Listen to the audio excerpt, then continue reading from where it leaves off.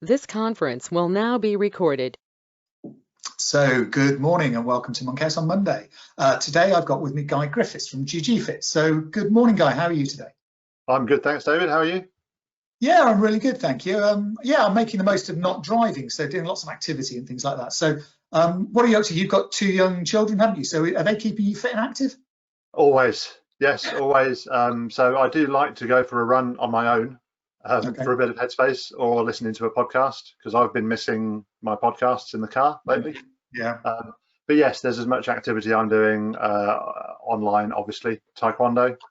We've been doing boot camps. I have been enjoying, honestly, Joe Wicks. I think he's doing a great job. And yeah, my kids will be doing, they're doing online yoga and they're doing, all sorts. But yes, lots of running around after them. I think the thing we're probably missing the most is the under-7s rugby.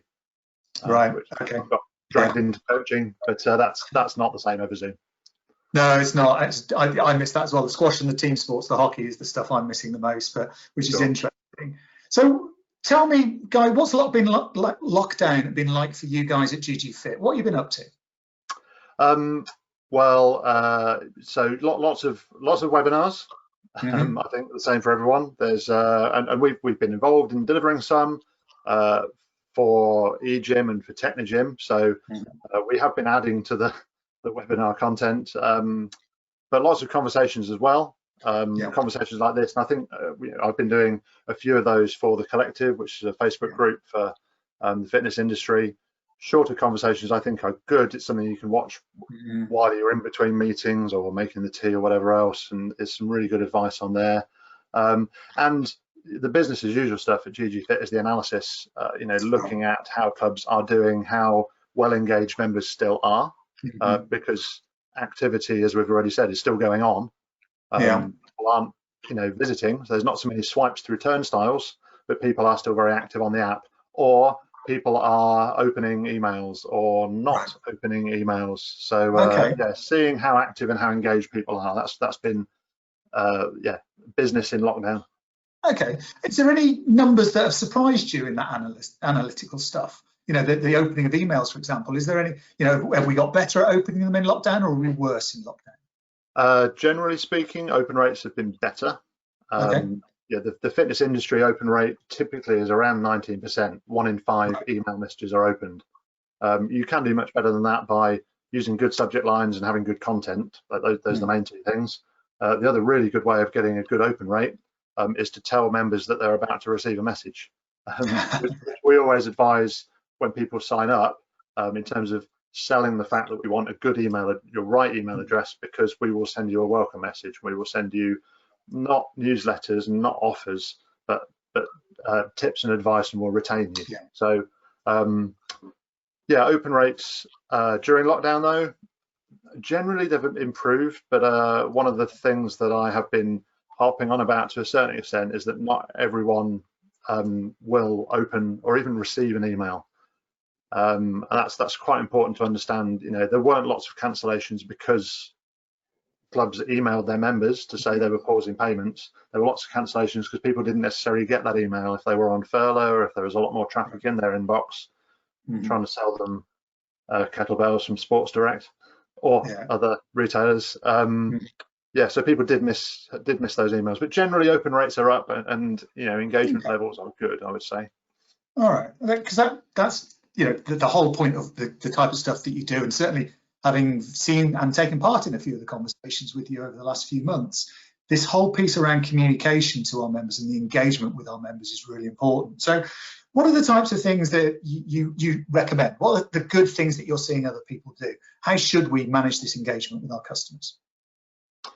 I think one of the key things is personalization. It's knowing what your members are up to at the moment. So just dipping back into the last question, what doesn't surprise me is that people who were very active, who were working out maybe 10+ times a month, they are still working out 10+ times a month, logging it through the app, and we can see that activity through the systems that we work with. The people who are working out 1 or 2 or 3 times a month are working out much less, or there's many less of them who are active still. And those are the people that I'm quite passionate about activating and about supporting. So personalizing the message and knowing that we don't necessarily need to keep the 20% active, because they'll still be active. They'll be the first ones through the door when we reopen, or they'll probably be trying to get in the day before we reopen. It's about getting communication out to as many members as possible, and making sure, particularly the ones that have become inactive, that we reassure them and get them back at the right time for them. And emails great, and emails really popular, and emails not free, but it's seen as being free. But using other channels, if clubs are seeing an over 50% open rate on an email, that's good. Right. But you're still only getting through. You're still only getting opened, not necessarily fully read on the whole email, by even half of your members.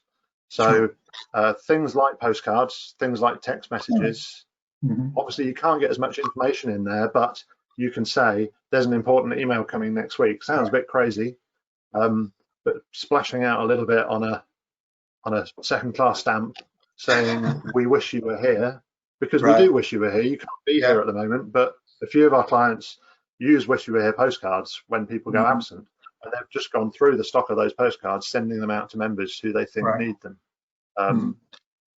Perhaps because they haven't been able to reach out to them with a call, or they know that they've not opened the email, or that the email's bounced because they've been furloughed, say. Right. Okay. That's quite interesting. So I love the almost, let's call it old school, and I'm sure it's not really old school, a stamp and a postcard. That sounds really interesting around that collateral, because actually it's been quite nice during lockdown, getting post, getting parcels. I saw something the other day that said it's the first 2 days on the trot they've ever had with no parcel coming to the door since lockdown. And you just, people are noticing they're not getting parcels. I know the name of my delivery driver. It's incredible. So it is interesting how sometimes that old school, that traditional way of communicating, stuff that I did back when in my 20s, is something that we should be considering now. So why is that, do you think? Why do people like getting a postcard? Well, you've answered part of that already, because there's not as much post. The post that we generally get week to week, 3 or 4 bills. There's not even that many statements coming through now with paperless. So getting something in the post is special. There's a good quote by Nick Roop from the founder of the Poke, I think, which is, if the Queen sent you an email on your 100th birthday, you'd be pretty disappointed, right? It doesn't mean the same thing. Whereas a postcard, and we've used them for a long time to get members to stick around. Postcards are the most effective ways of getting members back. We don't usually lead on them. We usually lead on text messages, because they are cheaper. But they are instant, and text messages are opened, I think 98% are opened within 10 minutes. Obviously a text is a bit better from an engagement and an enablement, or a survey. You'll get much better response rates from surveys. And it's another thing we're going to be doing with clients, is getting texts out to say your membership either starts again next month. If you don't want to start, then text freeze, reply freeze, or to give members the option to say we're opening again on X day, text go to restart your membership, or text reply freeze. And it's a very easy way to just give a member a choice, and I think that's really important, because there's going to be a lot of members who are desperate to get back. We know that, and the surveys that you guys have done have proven that. But there's also, we're seeing that data, a lot of members who don't want to come back straight away and will want to freeze for another month. And it's going to be much better to keep those members on freeze than to say we're taking money off all of you again next month and have up to half of your members cancel, because you're then in a really difficult position of trying to get back. No, absolutely. I think that freeze piece is really interesting. And I guess there's a bit of an assumption that the individuals freezing are actually just still a little bit nervous about coming back to our sites, about what our sites are going to look like and how they're going to operate. So is there any communication messages that we could think of that will give those people a bit more confidence about the steps that we've taken to ensure their safety and their health? Yes, absolutely. And I think that's where we come back to email, because you want to put a lot of content in that kind of message. Or it's email to everyone you can, and then let's not leave anyone behind. So if we're going to have to write letters, and I'm thinking about maybe the older demographics who either haven't opened the email or don't maybe even claim to not have an email address. Let's write a letter to them assuring them of the policies we've gone through, the training our staff has done, etc., etc., etc. All those messages need to be in there, and there's lots of advice out there about that. I'd have a look at some of the stuff TA6 are putting out on that I know you've worked with. But yeah, reassuring members is absolutely key. I would like to, obviously everyone who wants to come back, who wants to start paying again, brilliant, come on in. If that takes the capacity, then brilliant. If it doesn't, you might then look at some of the people who've cancelled and offer them to rejoin or whatever else. And I know quite a few clubs are looking at that angle of what is their capacity? Will the members that want to come back fill that? Or is there any space? But then the people who want to freeze still, there'll be many different reasons. And it's a bit like levers. Do you want to freeze because you're furloughed? Do you want to freeze because you're not furloughed and are too busy? Do you want to freeze because you are concerned? Do you want to freeze because it'll go on and on. But to find out and also stay engaged with the people that are frozen is important too. That's something, again, COVID aside, lots of clubs freeze members, freeze them for maybe a month or 3 months, and then don't contact them during that freeze period until we're taking your money again. Actually, I thought I cancelled. So just because someone's on freeze, whether or not they're paying something for it, it's important to keep them keep them on board and check how they're doing. Right? Okay, right. I'm going to hold you to a minute for this answer. Okay, no more. That's all you got. Given all this data, it creates wonderful insight.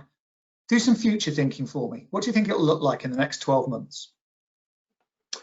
In a minute, okay. I think there will be digital-only memberships, and I think there will be in-club memberships, and there's going to be a grey area, a blend between the two.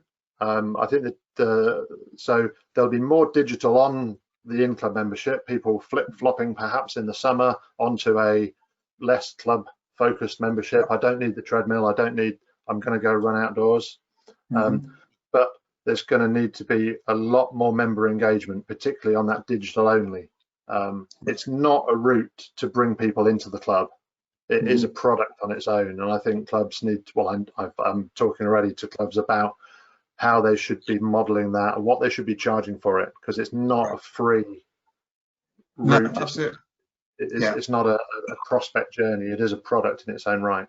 But retaining digital members without the interaction, that's going to be the challenge. Yeah, that's really interesting. So that's really good food for thought, and actually did it in less than a minute. So congratulations. Guy, that has been a really interesting conversation. Thank you for your time. Thank you for your insight. I'm sure we'll catch up again soon, and have a great weekend. See you soon. Bye-bye. My pleasure. You too. Thanks, David.